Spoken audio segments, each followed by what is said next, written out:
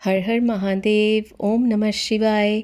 हम सब इस सावन के पावन पवित्र महीने का बड़ी बेसब्री से इंतज़ार कर रहे हैं ताकि अपने प्यारे भोलेनाथ की पूजा अर्चना करके अपना मनवांचित फल प्राप्त कर सकें। अगर आप भी इस सावन मिट्टी के शिवलिंग बनाकर पूजन करने की सोच रहे हैं तो इन नियमों का पालन ज़रूर करें, नहीं तो पूजा व्यर्थ मानी जाती है। शास्त्रों के अनुसार सबसे ज़्यादा श्रेष्ठ पार्थिव शिवलिंग की पूजा मानी जाती है, क्योंकि जब साधक स्वयं अपने हाथों से मिट्टी के शिवलिंग का निर्माण करता है तो उस शिवलिंग में हजारों मिट्टी के कण होते हैं। इसलिए हमें पार्थिव शिवलिंग की पूजा करने से हजारों गुना ज़्यादा फल प्राप्त होता है। बेलपत्र तोड़ते हुए हमेशा ओम नमः शिवाय का जाप ज़रूर करें और माता से प्रार्थना करें कि हे माँ, आपको शिव ने, आपको भोलेनाथ ने मेरे सब कष्ट, सारे दुख दर्द दूर करने के लिए बुलाया है, तो कृपा मेरे साथ चलो। तो इस तरह से बेलपत्र को हम तोड़ कर लाते हैं। अब मिट्टी को शुद्ध करने के बाद शिव मंत्र ओम नमः शिवाय बोलते हुए हम उस मिट्टी को साफ़ करके अपने गमले में, जहाँ पर भी आपको बनानी है, उसमें भर लेंगे। जैसे आप देख सकते हैं, मैंने आधी मिट्टी अपने सामने गार्डन में से ली है और आधी मिट्टी मैं बाहर बेलपत्री के पेड़ के नीचे से लेकर आई हूँ। तो दोनों को मिलाकर मैं इस गमले में इस मिट्टी को साफ़ करके बहुत अच्छे तरीके से भर लूँगी। सावन में पार्थिव शिवलिंग कोई भी बना सकता है, चाहे वो पुरुष हो या स्त्री, कोई भी पार्थिव शिवलिंग बनाकर पूजन कर सकता है। तो मैं पूरा सावन इसी गमले में अपना पार्थिव शिवलिंग का पूजन करूंगी। तो इसी तरह से आप भी एक गमला बना लें, या किसी पात्र में बनाना चाहते हैं तो उसमें बना सकते हैं। रोज़ उसी गमले में आप विसर्जन कर दें और रोज़ उसी गमले में हम बनाकर पूजन कर सकते हैं। पूजा शुरू करने से पहले आप दोबारा से थोड़ा सा ऊपर गंगा जल छिड़क लें और अपने शिवलिंग बनाने की प्रक्रिया को शुरू करें। अब जैसे आप देख रहे हैं, मैंने दूध और गंगाजल मिलाकर शिवलिंग बनाने की तैयारी कर ली है। शिवलिंग को स्थापित करने के लिए सबसे पहले आपको बेलपत्र रखना है। जब भी बेलपत्र तोड़कर लाएं तो ओम नमः शिवाय बोलकर ही बेलपत्री को वहां से तोड़ें और पीछे की डंडी तोड़ दें। जब स्थापित करने के लिए आप उस बेलपत्र को गमले के अंदर रखें।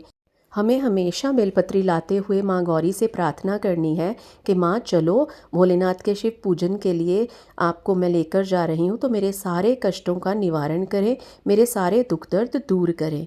अब इस तरह से हम माता के हस्तकमल और जलाधारी बनाकर उसको उत्तर दिशा की तरफ जलाधारी का मुख रखकर उसको स्थापित करेंगे और बीच में यह अशोक सुंदरी बीचों बीच हम बनाकर उसके स्थान पर यह उठा हुआ भाग जो मैंने लगाया है इसको आप लगाएंगे। उसके बाद शिवलिंग का निर्माण करेंगे। एक चीज़ ध्यान रखेंगे, शिवलिंग का निर्माण करने के बाद आपको उसको घी से ज़रूर लेपना है, क्योंकि अगर हम इसको ऐसे ही रख देंगे तो हो सकता है कि जब आप इसका पूजन करें तो उसमें बीच में से दरार आ जाए या वो टूट जाए, क्योंकि मिट्टी वैसी ही होती है। तो इसलिए हमें उस पर घी का थोड़ा सा एक लेप कर देंगे ताकि पूजन हमारा अच्छे से हो सके। शिव पूजा की संपूर्ण सामग्री की जानकारी आपको मेरे चैनल पर एक मैंने वीडियो बनाकर डाली हुई है, तो आप उसको देख लें अगर आपको पूरी डिटेल में कोई भी जानकारी और लेनी है।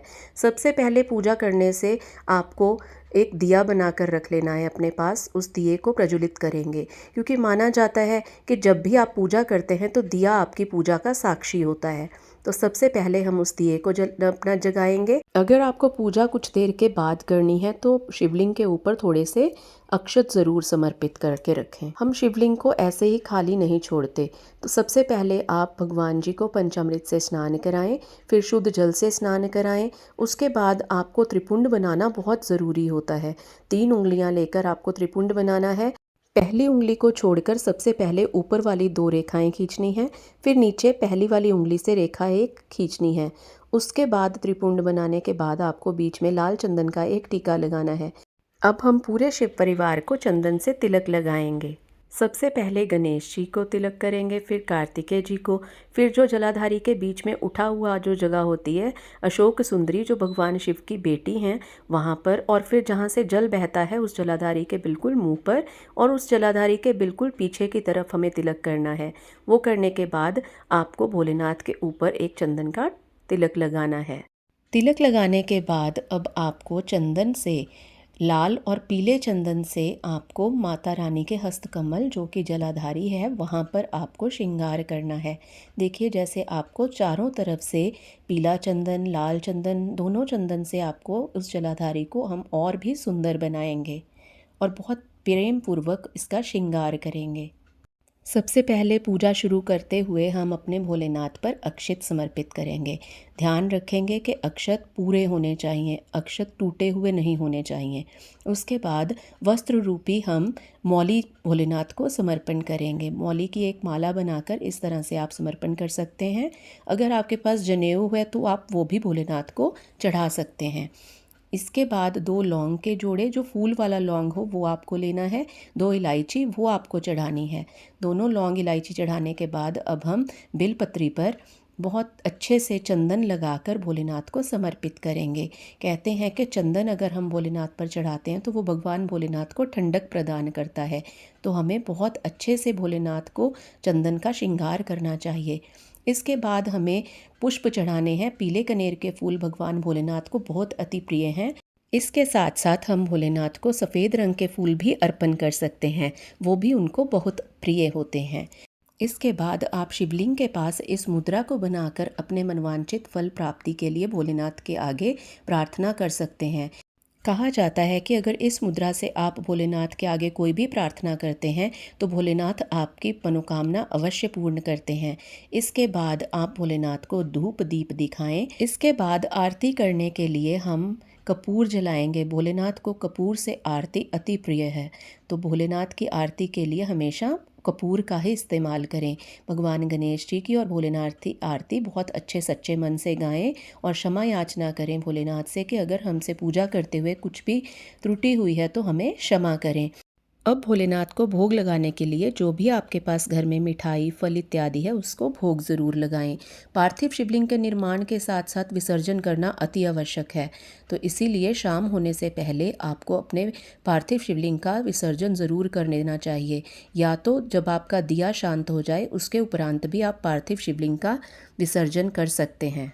और हम पूरा सावन इसी तरह से अपने भोलेनाथ की आराधना कर सकते हैं। इसी गमले में रोज़ पार्थिव शिवलिंग बनाकर उसकी पूजा अर्चना कर सकते हैं। जब तक पूरा शिवलिंग आपका पानी में ना डूब जाए तब तक आपको उसमें पानी चढ़ाकर उसका विसर्जन करना है। इसी प्रकार पूरा सावन माह आप अपने घर में ही बड़े सरल ढंग से पार्थिव शिवलिंग बनाकर भोलेनाथ की पूजा कर सकते हैं और उनकी कृपा दृष्टि पा सकते हैं। दुर्वा की माला बनाने का सही तरीका क्या है और उसे भोलेनाथ पर किस तरह से चढ़ाया जाता है, त्रिपुंड कैसे बनाया जाता है, पूजन में कौन कौन सी सामग्री आवश्यक है जो हमें बहुत ज़रूरी है और जो हमें लेनी चाहिए। अगर आप विस्तार से ये सारी जानकारी प्राप्त करना चाहते हैं तो मैंने अपनी वीडियो का लिंक डिस्क्रिप्शन में दे दिया है, आप उस वीडियो को देख सकते हैं और पूर्ण जानकारी प्राप्त कर सकते हैं।